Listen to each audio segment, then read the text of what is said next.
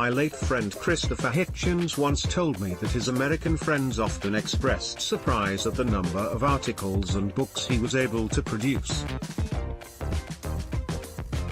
He said that there was a simple reason for his high productivity, which was that I never watched television. He was definitely telling the truth about this, since the only television in his apartment in Washington was in the spare bedroom where I was staying, and it did not work. Christopher was right to believe that time spent watching television was time largely wasted or could be spent more usefully in some other activity. Television supplies less information at slower speed than newspapers, books or radio. The internet is more efficient, speedy, and weakens state and elite monopolies over news and knowledge. Misused, it may be to spread misinformation and propaganda, but the internet remains the most democratic instrument of communication to emerge since the invention of printing. The strength of the internet is that it supplies infinite quantities of information. But this is also its weakness, because this great torrent of data makes it difficult to distinguish facts that are significant from those that are trivial or meaningless. Emails, for instance, make it easy to communicate information in any quantity, but less good at promoting discussion and explanation. The sending and receiving of emails can become as big a waste of time as television ever was. I often have prolonged and inconclusive email exchanges over a period of days or weeks on a matter that could have been dealt with in 10 minutes by a short conversation on the phone. Once I came near to cancelling a weekend book tour to Barcelona because I could not face another email from the efficient and energetic organisers of the event. When I printed their messages out, they covered 25 pages. Fortunately, everything was put right in the end by a short talk on the phone, which should have taken place weeks earlier. Brexit Secretary David Davis, right, and International Trade Secretary Liam Fox leave 10 Downing Street. Prime Minister Theresa May held an emergency Brexit cabinet meeting in an attempt to resolve tensions over the UK's Irish border plan. Britain's Prime Minister Theresa May welcomes Israel's Prime Minister Benjamin Netanyahu to Downing Street. British fashion designer and environmental campaigner, Dame Vivienne Westwood delivers an anti-fracking letter to 10 Downing Street in London. New images issued by the Grenfell Tower inquiry of the kitchen in Flat 16 where the fire started on June 14 last year. 71 people were killed after the fire tore through the housing block in Kensington. Bishop of Southwark Christopher Hitchens and members of the public attend a commemoration service on the first anniversary of the London Bridge terror attack. Britain held a national minute of silence on June 3, 1 year on from the London Bridge terror attack that killed 8 people and injured dozens more. William Buick Reading Massa celebrates crossing the line and winning the Investec Derby race on Derby Day at Epsom Downs. Traffic passes anti-Brexit signs on the County Derry/London Derry, Northern Ireland and County Donegal in the Irish Republic. Northern Ireland could be given joint EU and UK status and a buffer zone on its border with the Republic, under new plans being drawn up by David Davis, according to reports. Eleanor Crossy Malone displays an abortion pill packet after taking a pill as abortion rights campaign group Rosa, Reproductive Rights Against Oppression, Sexism and Austerity distribute abortion pills from a touring bus in Belfast, Northern Ireland. flouting Northern Irish governmental laws which forbid the use of abortion pills. The group are also protesting outside offices belonging to the main political parties in the province. Women in Northern Ireland have been prosecuted for buying abortion pills over the internet, and it is illegal for a woman to have an abortion unless in special circumstances, unlike the rest of the United Kingdom. The Republic of Ireland voted in favour of pro-choice last week in a referendum. West Midlands police officers carrying out scene searches near to where a 15-year-old boy was fatally stabbed in Wolverhampton. A view at Westminster Abbey from the medieval Triforium that is hosting an exhibition in London. The Queen's Diamond Jubilee Galleries, set more than 16 metres, 52 feet, above the Abbey floor in the medieval Triforium, will open to the public for the first time on June 11, displaying over 300 treasures from the Abbey's collection which will tell the rich 1,000-year history of the institution at Westminster Abbey. People enjoy the hot weather on Bournemouth Beach during Bank Holiday Monday in Dorset. Chris Ashton of the Barbarians scores against England at Twickenham. Lightning strikes over the city of London. Rory McIlroy took the clubhouse lead into round 3 of the BMW PGA Championship at Wentworth. Alistair Cook batting against Pakistan during the first test match of the summer at Lord's Cricket Ground, London. Home Secretary Sajid Javid speaking at the annual conference of the Police Federation of England and Wales at the International Convention Centre in Birmingham. Felix, too, sits next to messages and flowers left in Manchester, ahead of the Manchester Arena National Service of Commemoration at Manchester Cathedral to mark 1 year since the Manchester attack. Marcio and Andrea Gomez, parents of Logan Gomez, arrived for a commemoration hearing at the opening of the inquiry into the Grenfell Tower disaster, in London.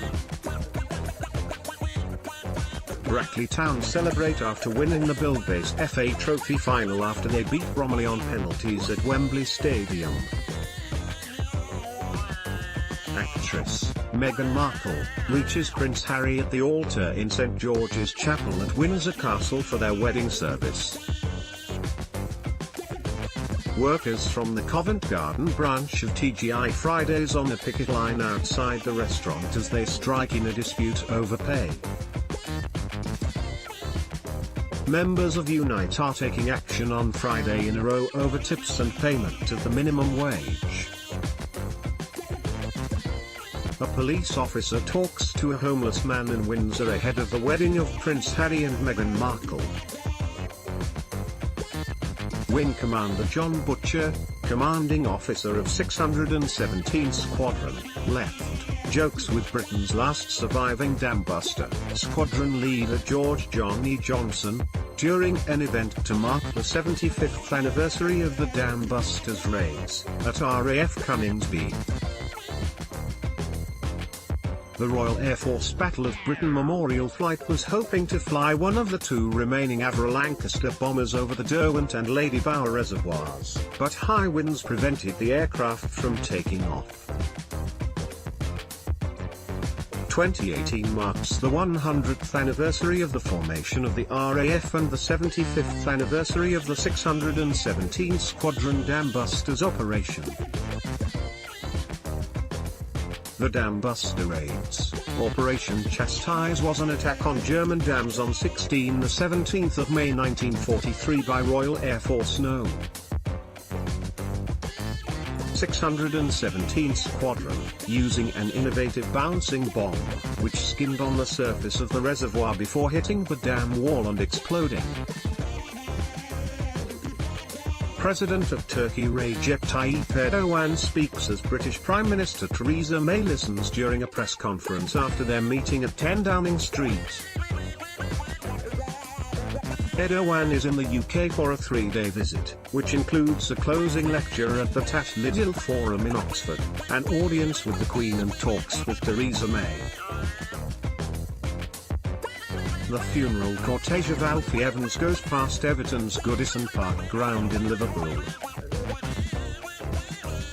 Doctors at Alder Hey Children's Hospital in Liverpool stopped providing life support treatment to Alfie last month after his parents, Tom Evans and Kate James, lost 2 rounds of fights in the High Court, Court of Appeal, Supreme Court and European Court of Human Rights. Daisy May Cooper, the winner of the Female in a Comedy Award for this country, with her BAFTA. Thousands of union members marched through central London demanding a new deal for workers, in an event organised by the Trades Union Congress, TUC. Jeremy Corbyn with shipbuilding apprentices at the Fairfield Shipbuilding Museum in Govan. During a speech he called for Navy shipbuilding contracts to stay in the UK. Dominic Chilcott, right, British ambassador in Turkey, hands over a letter of apology from the UK government to Libyan dissident Abdulhakim Belaj, at the British consulate, in Istanbul. Abdulhakim Belaj and his wife, Fatima Boudka, allege they were detained in Southeast Asia in 2004 and sent to Libya to be interrogated by the regime of late dictator Muammar Gaddafi. Britain acknowledged Thursday that its intelligence agents played a role in the kidnapping and torture of an opponent of the late Libyan leader Muammar Gaddafi, a rare admission of wrongdoing by British spies. The coffin of former House of Commons Speaker Lord Michael Martin, followed by his widow Mary, is carried from St Aloysius in Glasgow after his funeral. The former Labour MP died on Sunday, April 29, after a short illness at the age of 72. Mayor of London Sadiq Khan and Labour MP Heidi Alexander. Ms Alexander is standing down from Parliament after being confirmed as London's Deputy Mayor for Transport, replacing current Deputy Mayor Val Shawcross. Arsene Wenger bids farewell to Arsenal Football Club and the stadium he helped to build in more ways than one. It was Wenger's final home game of after 22 years in charge. Arsenal sent him off with a 5-0 victory over Burnley. Manchester City celebrate with the trophy after winning the Premier League title. Anti-independence supporters wave Union Jack flags as thousands of demonstrators march in support of Scottish independence through the streets of Glasgow.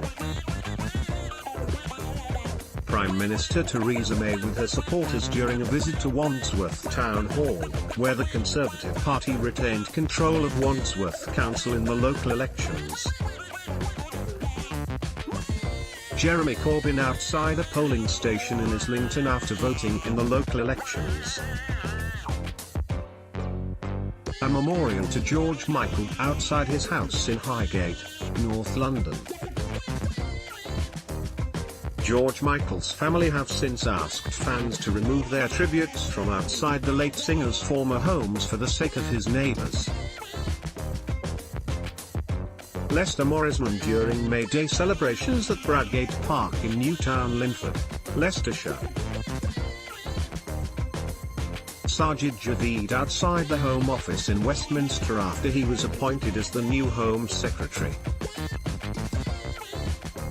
Celtic celebrate after winning. They confirmed winning the Scottish Premiership by beating rivals Rangers 5-0 at Celtic Park. People release balloons outside Alder Hey Children's Hospital in Liverpool, following the death on Saturday morning of Alfie Evans, who was being treated at the hospital. The 23-month-old died at 2:30 a.m., parents Kate James and Thomas Evans said on Facebook. The youngster was at the center of a legal battle over his treatment that touched hearts around the world. U.S. Secretary of State Mike Pompeo, right, speaks with British Foreign Secretary Boris Johnson, left, and Belgian Foreign Minister Didier Reynders, centre, during a meeting of the North Atlantic Council at NATO headquarters in Brussels. NATO held its last major meeting in its old headquarters, with talks focused on strained ties with Russia, a fresh peace effort in Afghanistan and a new training mission for Iraq. A protester wearing a mask depicting Facebook's CEO, Mark Zuckerberg, flanked by two protesters wearing angry emoji masks protest outside Portcullis House in central London.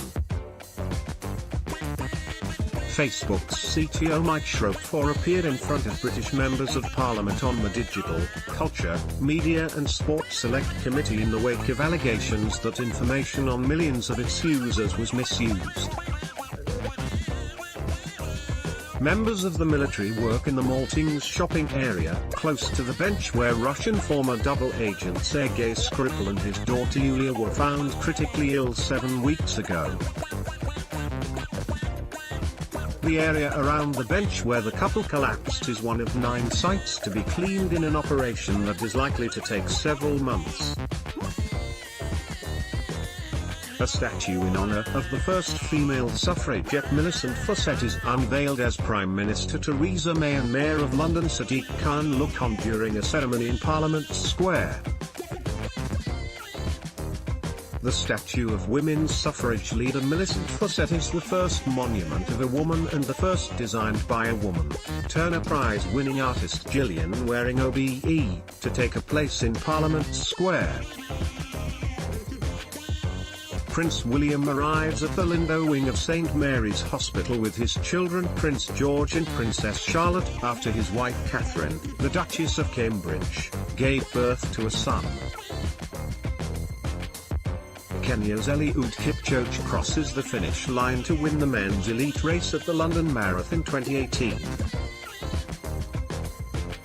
Team England athletes during the Commonwealth Games Team England parade in Victoria Square, Birmingham.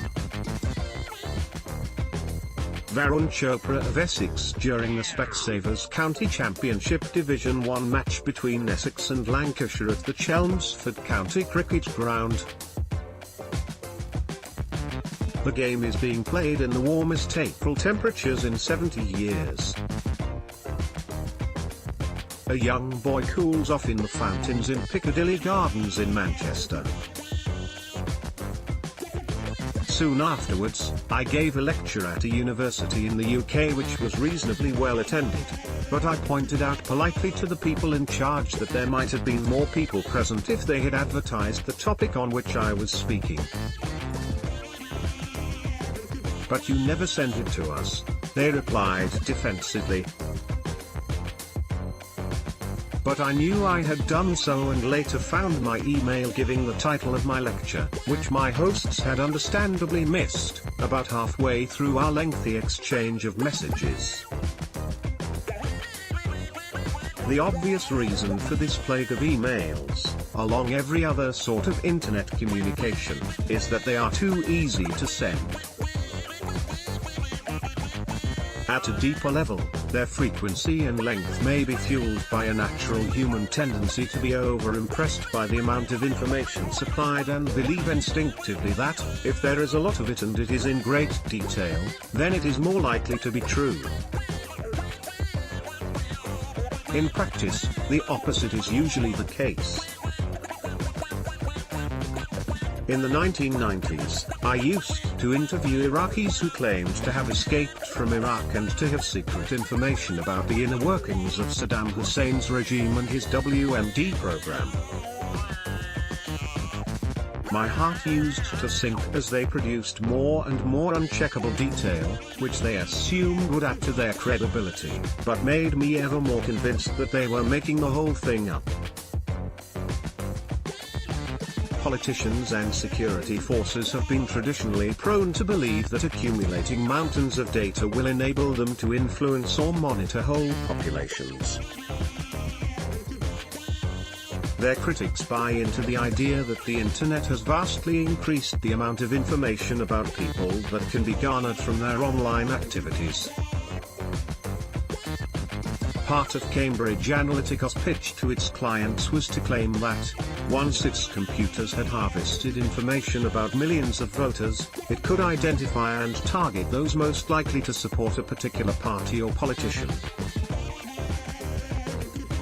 In practice, this data-driven approach never worked, and campaigns that relied on it, like Hillary Clinton's presidential bid in 2016, have usually crashed in flames.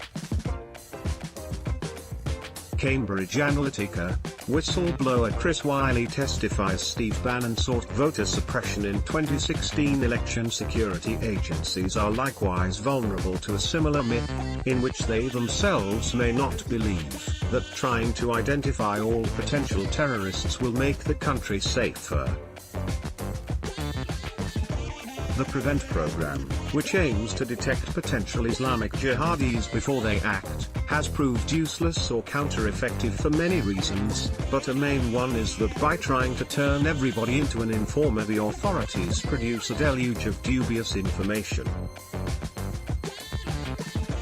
This clogs up the system and leaves those who are truly dangerous, like the Manchester bomber Salman Abedi, to slip through a net that has been spread too wide and has too many holes in it.